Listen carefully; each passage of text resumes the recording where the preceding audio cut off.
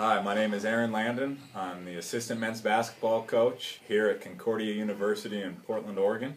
And I'm here today talking to you about how to implement character into your curriculum and into your classrooms. So the value I'm going to be discussing today is integrity. The dictionary defines integrity as an adherence to moral and ethical principles, soundness of moral character, and honesty. So you think, what are some major elements that make up integrity? Some that are easy to recognize would be honesty, because it's in the definition.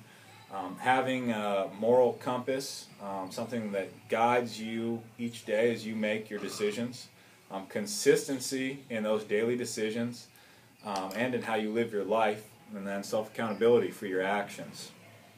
In terms of a classroom context, there are many ways that you can implement character and lessons about integrity into your material that you teach. One thing that I think is important in the classroom that I'd like to talk about is the importance of teaching your students to ask good questions. I think there's a lot of value in recognizing when a kid asks a good question. So for example, if you are doing group projects in class and a kid raises his hand and represents his group by asking a question, something that they're stuck on, that kid not only is showing leadership ability by stepping up and asking the question for the group, because maybe some other kid doesn't feel comfortable asking the question, but also that kid is recognized and he's being honest about the fact that he doesn't understand material, he has a question, and he needs to get it answered, which is a really important life skill that you can address in the classroom. Historically, you look at some figures that I associate with integrity. In the world of college basketball that I work in, it would be John Wooden, who is probably the greatest coach in the history of sports, and the creator of the Pyramid of Success, which takes these values and almost looks at them as skills in a pyramid of skills that you need if you're going to live your life successfully, no matter what you do, whether it's sports, academics, or business. Historically, on the political side, you look at Abraham Lincoln, recognizing that there was people in need and recognizing that something wasn't fair. Even though maybe it didn't directly affect his day-to-day life, he had the integrity to stand up for those people. And then personally, one that I look at is Chris Herren. Chris Herren was a college basketball player in the early 90s who had major drug issues, was able to clean up his life, and now is honest about his own struggles and uses his own struggles and his honesty about what he's been through to try to help others.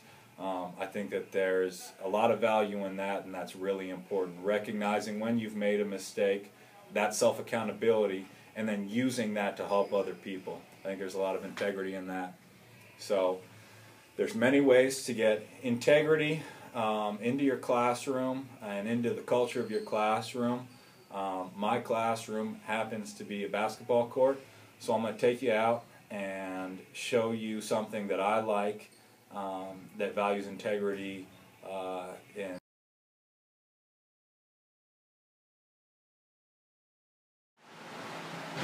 Okay, so right now it's September, and usually in September coaches don't have a lot of contact with their players. So what we do is we play open gym, which is basically the same thing as pickup.